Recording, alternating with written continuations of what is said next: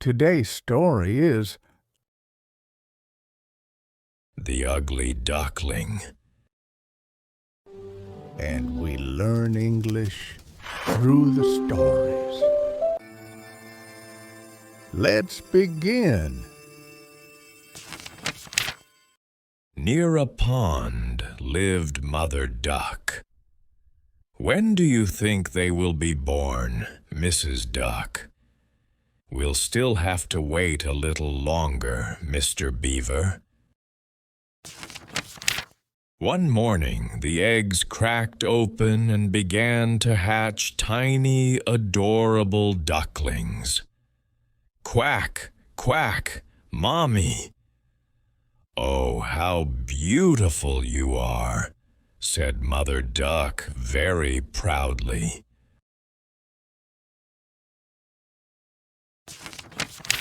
But when the fifth egg hatched, quack, quack, here I am.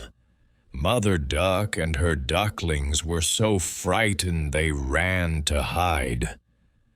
Oh my God, how ugly it is, thought Mother Duck. What gray feathers and what a long neck. What a misfortune.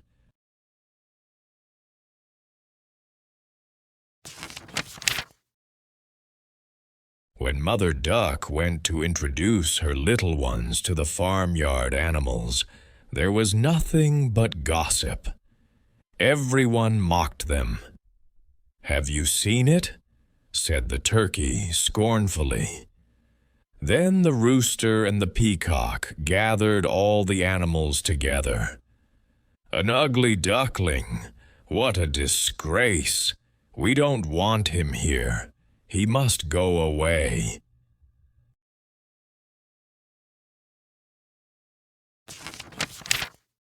"Go away and don't come back ever. You are the shame of the family," said Mother Duck. Then the ugly duckling, who was only 2 days old and weak and tiny, realized he would have to fend for himself, though he didn't understand anything. "Why doesn't anyone love me?" he wondered.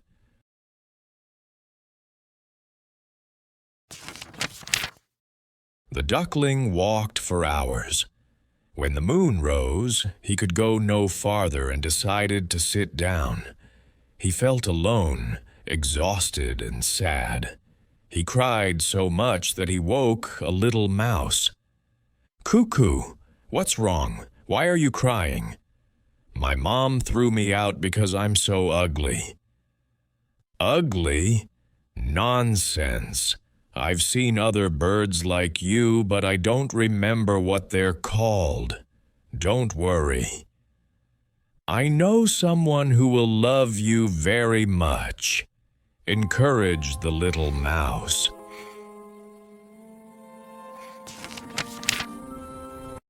Mr. Mouse was right. Aunt Carmen adored animals, and when she saw the duckling so sad, she took him into her cabin.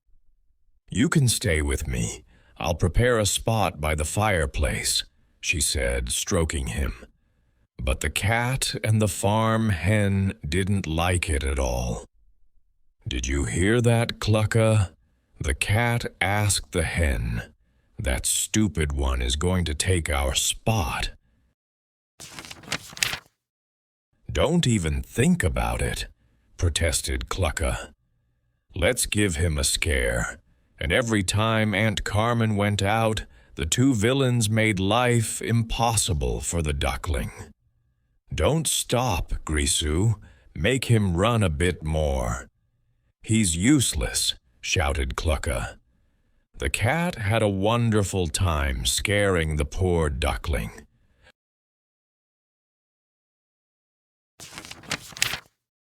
It was a winter night. The duckling could no longer bear it. His feet were frozen and he was exhausted. He collapsed in the middle of the snow. A farmer saw him passing by and seeing the poor duckling in such a bad state, came over and picked him up in his arms. "Poor little one, what are you doing here all alone at this hour? I don't know what would have happened to you if I hadn't seen you." The duckling was very weak, his heart barely beating.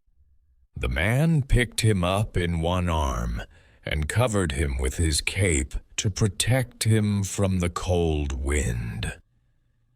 "Tomorrow I'll introduce you to my family. I'm sure my children will be very happy."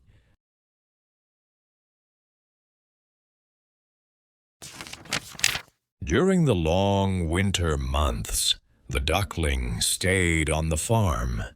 He was so well fed that he grew and grew without stopping.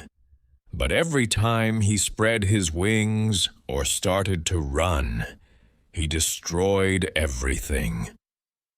"This can't go on. You have to leave," said the farm wife. The poor duckling decided to go live near the pond. That way he ran into the little mouse again and made friends with a beaver. One day Mr. Beaver arrived very excited. "Run, come, some large white birds like you just arrived." "Ah, now I remember." The little mouse interrupted. "They're called swans." "Yes, you're a swan." The beaver continued. "Run, go with them."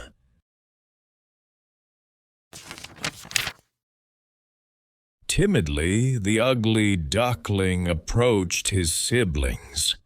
Everyone had something to ask him.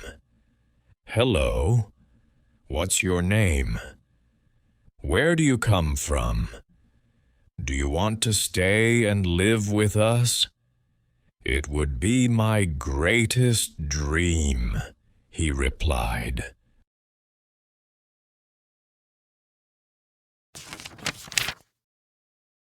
When summer arrived, the young swan fell in love. "When I thought I was an ugly duckling, I never imagined I'd be this happy," he said while caressing the head of his mate. "Hooray!" shouted the excited little mouse.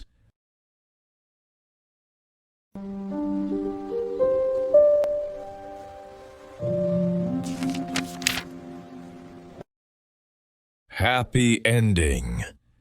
And wait for part 2 in Spanish.